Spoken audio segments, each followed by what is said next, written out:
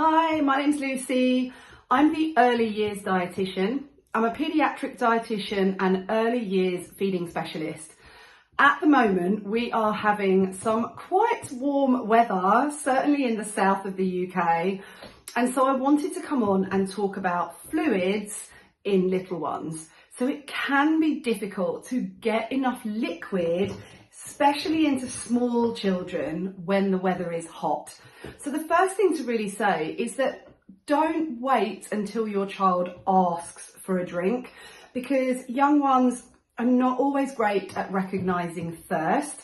And I know a lot of my followers also have children that are fussy, that maybe are autistic, have sensory needs. And if your child does not recognise hunger, thirst, toileting, tiredness, etc., thirst and drinking can often be a problem. Now, this is one of those times I really wish I had that magic wand that I could just wave for you all and make it easier. I don't, but there are a few things that we can think about.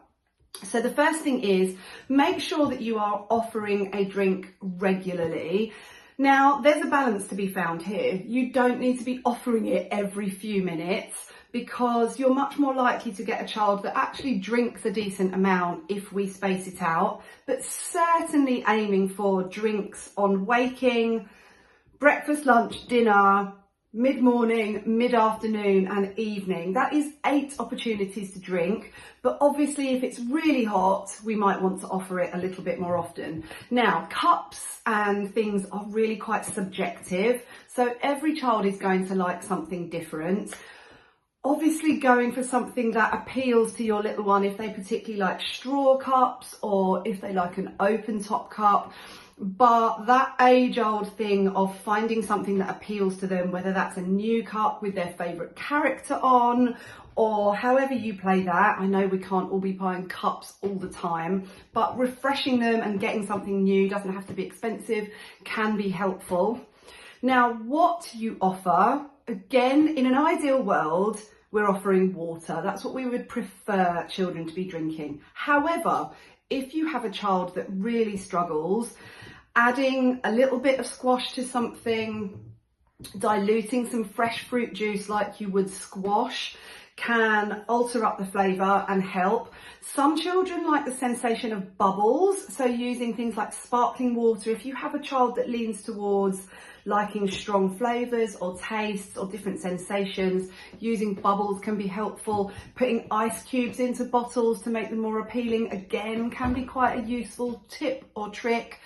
Now, if your child really does struggle with liquids, we can also think about liquid foods. Okay, so some foods that just naturally have more liquid and water in them, things like salads and fruits, etc. But what I'm thinking about here are foods that are actually just made of fluid. So ice lollies, ice poles, obviously if you can make those at home out of whatever it is your child likes, that's beneficial. If not, just lollies, etc. from the supermarket. Things like jellies that literally we make from liquid and they set, so things like jellies work really well. Also things like cereals that drink the milk. So for example, I know on a hot day it might not be your go-to, but something like a porridge or cereals like Weetabix that literally, like I say, soak up the milk and they are literally eating the fluid, rather than another type of fluid where, type of cereal where children just take the cereal out and perhaps leave the milk. So those kind of foods, and then things like yogurts, foods with sauces on are going to increase the liquid amount as well. So getting those into your child can be really helpful. Now, the other thing as well to think about is, do you need to be worried? So what we also want to do is look out for signs of dehydration. So the first thing we would look at is urine output. When your child's going to the toilet, we are aiming for straw coloured wee. So it's quite clear, just that pale yellow. If it's getting more concentrated and darker, that is a sign that potentially your little one is not having enough. If they start to get constipated as well, is a sign they're not getting enough fluids.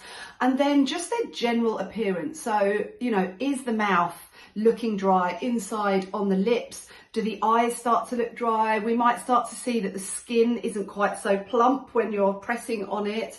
These are all the signs that we would be looking for to see whether a child is dehydrated, because on a hot day in the short term, if they don't drink quite as much as you would like, it doesn't necessarily mean that it's a problem, but we couple looking at how much fluid they are having alongside those kind of physical signs that a child maybe isn't getting enough.